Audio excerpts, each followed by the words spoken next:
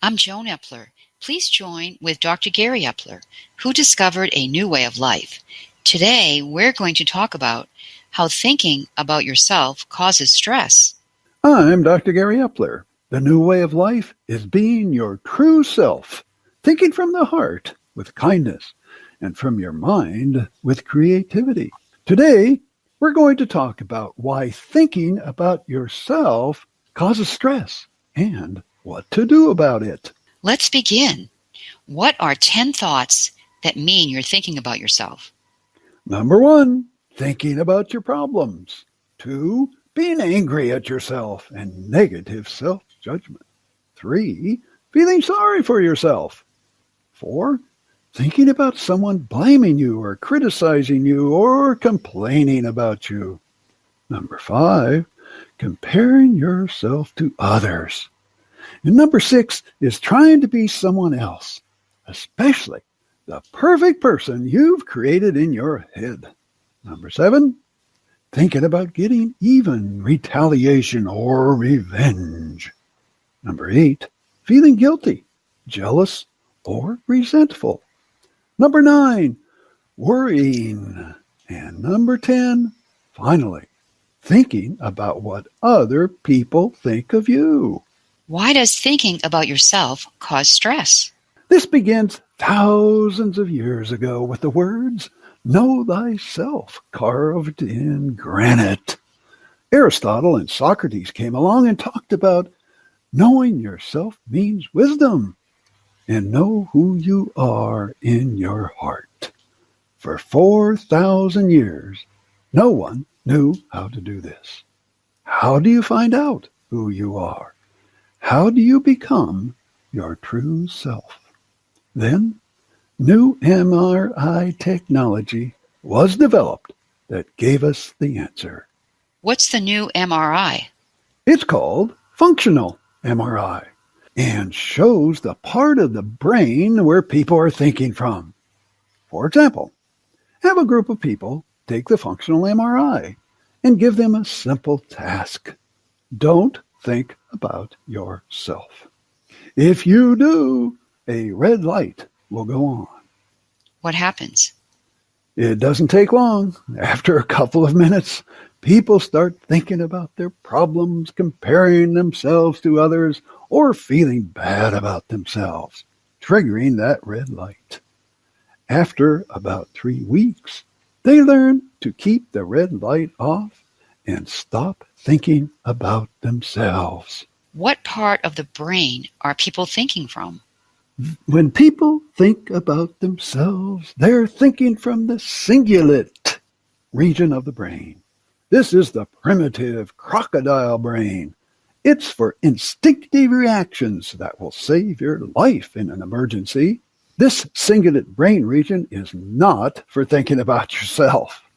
As you'll find out, I call this the stress center, a much better word than the cingulate. What do you mean? Let's check in on everyone 3 to 6 months from now. They're healthier. Their heart rate and blood pressure are improved. They're more productive and 3 times more creative. They enjoy life. They're better friends and better citizens. All because they're not thinking about themselves. To me, this is an amazing result, even better than any pill I know about. Eliminate stress by not thinking about yourself. Or if you're stressed, you're thinking about yourself. It's easy to do and doesn't cost anything. That's a huge breakthrough.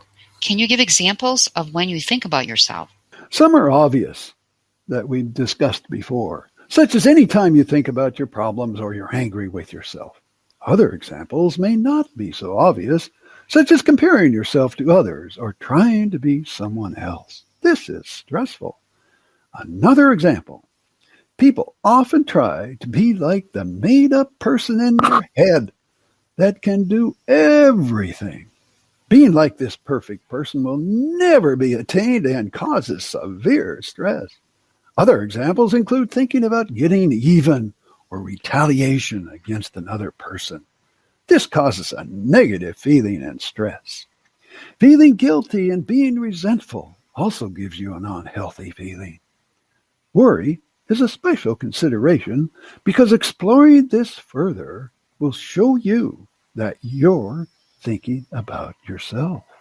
Finally, thinking about what other people think of you is no value and causes stress.